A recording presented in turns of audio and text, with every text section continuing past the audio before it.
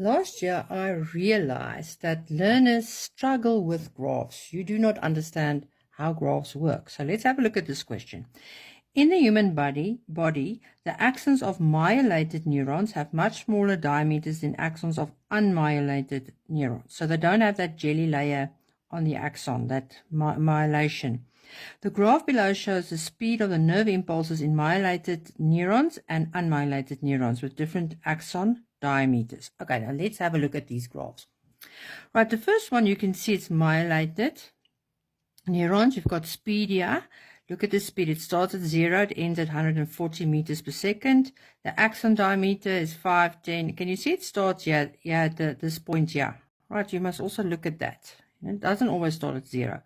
5, 10, 15, 20, 25, 30, right? Micrometers. Then the unmyelated neuron, can you see it's from 0 meters per second to only 35. So you can already see there's a difference. It's slower, né? And it starts here at 200 diameter, right? And it goes up all the way to 1200, right? So now give the axon diameter at which an impulse moves at 20 meters per second. So in the myelated neuron, you go to 20, you go down, and you see it is 5. A lot of children wrote 0.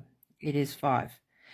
An unmyelated neuron, right, there it is, and we are looking for 20 meters per second. We go there and we move down to 800 micrometers, right. Use the graphs to describe the following. Difference in impulse speed for myelated and unmyelated neurons, right. Now, already you can see that the myelated is having speeds of up to 120 meters per second. Look at the unmyelated neuron. It's only at 30. So the speed in an impulse is faster in a myelated neuron than in an unmyelated neuron, right? And that is 2 marks. So you're giving the 2 variables there. Relationship between axon diameter and impulse speed. Now, that is for both. Now, people, the moment you see a straight line graph like this and this, it means whatever is here, if it goes bigger, then this will also be bigger. Or if it increases, this one will increase. If this decreases, this will decrease. That's what a straight line means, right? So, as the axon diameter increases, the impulse speed will increase. And that's all you had to say, right? But now let's have a look at this graph question here. It's just a short one. The graph below shows the results of an investigation done to determine the effect of light intensity on the size of pupil. So there's your size of your pupil, and there's the distance from the light source, right? So this is further away in centimeters from the light source. It's like a lamp or something.